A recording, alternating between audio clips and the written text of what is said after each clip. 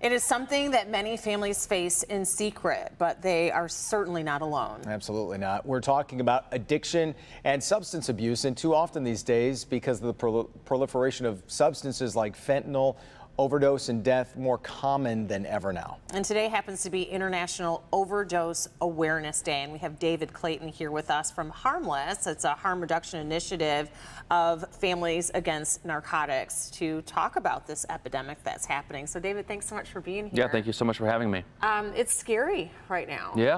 Yeah, I'd say that, right now it's probably one of the worst drug supplies we've ever seen.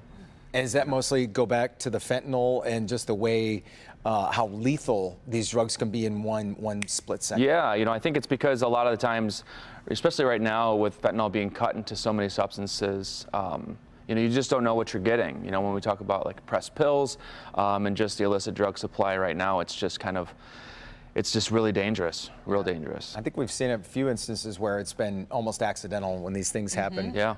Many of the ones that we've covered have been accidental. Yeah. Talk about Harmless a little bit and what you guys are doing. Yeah, so Harmless is a harm reduction initiative of Families Against Narcotics. So we just focus on the principles of harm reduction, recognizing that substance use is a thing, it's happening. So our whole focus is on reducing harm while use continues. So operating as a full syringe service program, supplying naloxone, fentanyl test strips, access to medical care. There's a whole gamut of things that harm reduction encompasses, and really meeting people where they are at, right? Because change can't happen until one's ready for change. Right. So we are there to meet them exactly where they are, to show them that they're cared about. And the reality is that dead people can't heal and dead people can't recover. For people that have a friend or a family member, a child, someone they're very concerned about in their drug use, how do you help them to get someone the help that they need? Yeah, so we really want to tell people that there's no need to struggle in silence. There are resources available. And the fortunate thing with us at FAN is we have a whole gamut of resources, from peer recovery services, family recovery services, access to treatment, diversion, harm reduction. So kind of the full continuum of care that happens within substance use, we are there to help people wherever they are.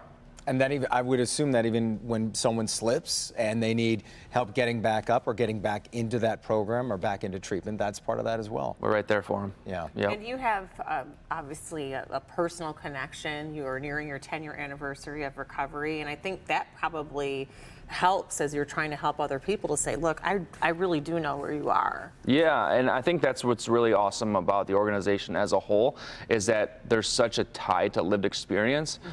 In personal experience, all of us in this room have an experience in life, and we can utilize our experiences in life to help benefit other people. Well, we certainly appreciate having you here and bringing it to light. We can't talk about this issue enough. We know that. And thank you so much for having David, me. appreciate it. Appreciate it, David. Thank you. From Harmless right there.